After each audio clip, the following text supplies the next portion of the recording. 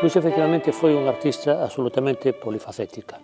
Ela, como sabedes, estudiou en Santiago a carreira de filoloxía hispánica, fixo tamén filoloxía galego-portuguesa e era titulada superior en violín. Coñecín a Luísa violinista, primeiro en formación, en un tempo ulterior xa a Luísa como intérprete, como executante, nun grupo de música folk, inicialmente con Paulino Pereiro e con Xosé Luís Pereiro, e despois xa esa Luísa Vilalta violinista, ela é titulada superior en violín, que chega a ser intérprete na Xoven Orquestra de Galicia, por exemplo. Ainda que despois deixou, bueno, en parte porque era moi crítica, moi autocrítica, efectivamente, consideraba que aquilo non funcionaba demasiado ben, non tiña demasiados medios tampouco, e ademais porque profesionalmente era da música non podía vivir e por eso convertiuse en ensinante, fixo probas para ensinante, era realmente, combinaba as dúas cousas. E tiña técnicamente bastante bo nivel, quero dicir, no tempo que ela estivo era dos millores que tiña na orquestra. E, vamos, eu de feito pensei que seguiría aspirando a ser música profesional porque podría telo sido. Era o tempo no que ela estaba cambiando a música pola poesía.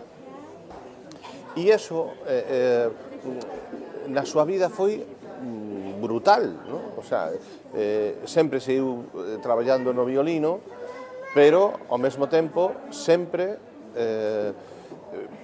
quería facer poesía. Luísa era poeta facendo versos, escribindo poesía, e era poeta como música, non só como grande intérprete de violino, sino que cando pensaba en poesía pensaba en clave musical, non? Isto dá noticia aos títulos que lle pon os seus libros e ao mesmo tempo na lectura dos seus poemas procuraba formas musicais que implicaran a súa formación. Recordo que Luísa Vilalta insistía sempre nese carácter matemático da música, que ten moito a ver con esta ciencia, claro está, e coido que este carácter contáxese tamén a súa poesía, que ten o don da certeza profunda.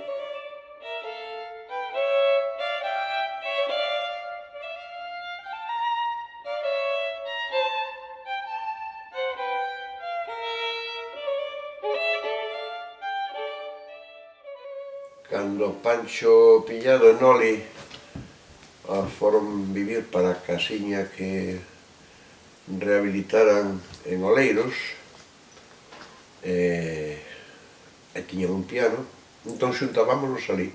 E pasábamos tardes enteiras tocando o piano e ela o violino. Daban lugar a moitas conversas sobre a música e a moitas probas de, por exemplo, con música barroca do XVIII, que podía adaptarse, pois, por exemplo, sustituir algún instrumento polo violín ou sustituirlo polo piano en vez dun clave ou así. E entón eran veladas musicais e literarias, porque invitábamos tamén a poetas, como por exemplo Xulio Valcárcel, Miguel Ángel Fernandbello, Xosé María Álvarez Cácamo, Pilar Pallarés, entón eran unhas veladas absolutamente inesquecibles. A música era un vencello que nos unía nunha dimensión moi específica da nosa personalidade, de cada un de nós e da nosa vida e das nosas sensibilidades, por suposto.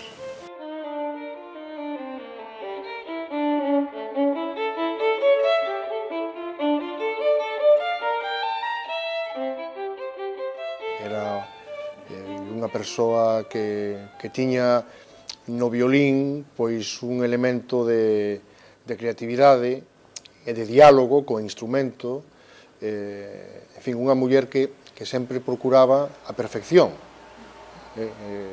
como despois tivo ocasión de demostrar tamén no que atinxe a creación literaria. E no caso dela non se trata de unha melomanía, de unha afeición continuada á arte musical, senón acompañado isto de un coñecemento técnico e de unha capacidade de interpretación, de intimidade co propio instrumento que é o violino moi grande, de maneira que estamos ante un caso senlleiro na literatura galega.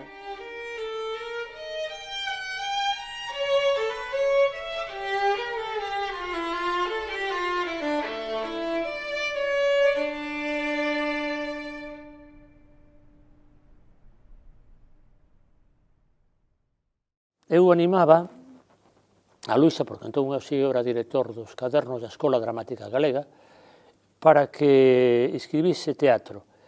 Así, conseguín convencela, e no ano 1989 publicou nos cadernos da Escola Dramática Galega as obras Concerto para un home só, o representante e o paseo das esfinxes. Nos seus tempos, entre unha escena e outra, a parte de indicacións musicais que ela pon, está presente un ritmo. E iso só o pode ter alguén que é músico, música neste caso, non?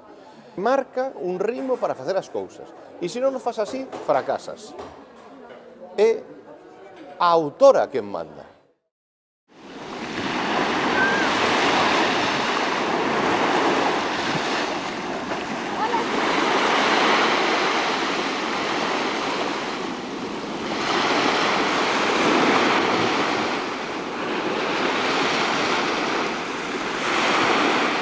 Cando falaba de polifacética, é que Luisa, pois, a parte da música, que é o tema que nos congrega aquí, pois era tamén, cultivaba a poesía, cultivaba o ensaio, cultivaba a narrativa, cultivaba prácticamente todos os xéneros. Recordo que fora no ano 1997 que Luisa aparecera pola miña casa e trouxera un libro de poemas que se titulaba Música Reservada.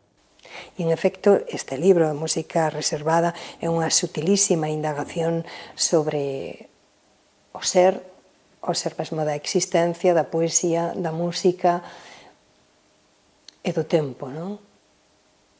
Da fugacidade do tempo. Unha perda que ela busca contrarrestar fixando o instante no poema, non? Fixando a través de estructuras fixas, como, por exemplo, estróficas, o soneto, ou tamén utilizando outros recursos fónicos como a rima, o cómputo silábico ou os acentos, non? Unha melodía, esta, de música reservada, que en calquera caso coido que se rompe, ou mellor, habría que decir que se supera, para dar paso a outra definición de poesía no seguinte libro, En ruído, non? Aí di, poesía é un ruído provocado, un rito de resistencia. E, en efecto, agora aquí xa non lle serven os moldes establecidos, non? Para dar conta do que ve e sente. Precisa máis que interpretar, eu creo que a intérprete descansa e escoita. Escoita o barullo, as disonancias do mundo. Entón, malia que deixa os moldes establecidos, como dicía, non abandoa a música, non? Entón, aparecen outros recursos fónicos que lle permiten contar iso, contar o que pasa nas rúas, o que pasa nos corazóns. E entón aparecen aí as aliteracións, as repeticións, as derivacións, permutacións, rimas internas, en fin, a música que dá conta da fragmentación, da monstruosa maquinaria que nos anula. repito, e aparece o silencio, aparecen arpexios baleiros, aparecen, en fin, aparece outra música que se cadra, continúa e aínda se extrema en concreto, non? O seguinte libro, onde a cidade mesma é protagonista, tamén o ser humano no seu contexto social, político e económico. Nestes dous últimos libros, Ruído e en concreto, eu creo que cambia a banda sonora e aparece xa como de fondo a música dodecafónica, experimental ou mesmo concreta de John Cage, por exemplo.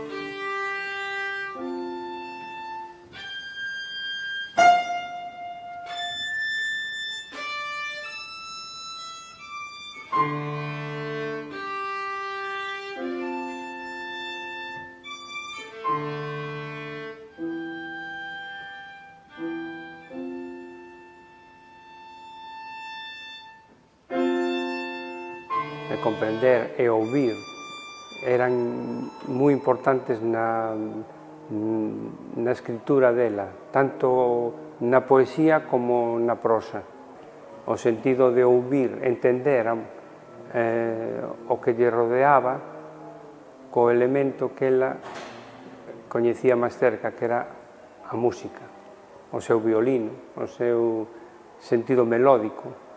Hai un poema de Luisa Villalta que non está recollido en libro, que se titula Poética da concreción, no cal ela concibe Galicia como un proxecto sinfónico.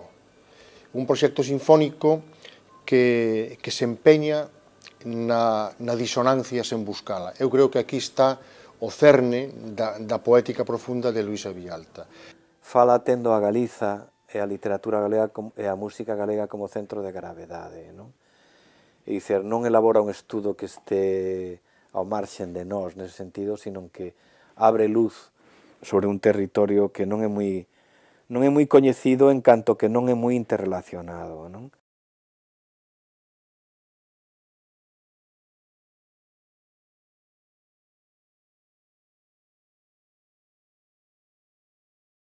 A música é unha forma tamén de facer poesía e hai moita música con texto, non? E, por outra parte, sabemos que as músicas que ten texto a música acaba como profundizando máis o conteúdo do texto, elevando as esferas que o texto mesmo non pode chegar, precisamente pola súa capacidade de abstracción. A poesía tamén ten unha determinada capacidade de abstracción, mas as palabras ten un significado concreto, non? E por moito que o poeta xogue cos diferentes significados dunha palabra, a palabra limita nese sentido. E a música, nese aspecto, pois, é capaz de ir máis alén das palabras e, por lo tanto, profundizar no conteúdo das palabras. Entón, eu non penso que non é posible que ela, tocando o violín como tocaba, esa faceta tamén non tuvera importancia, polo menos do punto de vista da sensibilidade, non tuvera importancia para a súa poesía. É unha poesía de fondo calado conceptual e filosófico que, non obstante, entranos de forma doada, non? Porque sempre vendada a través da música.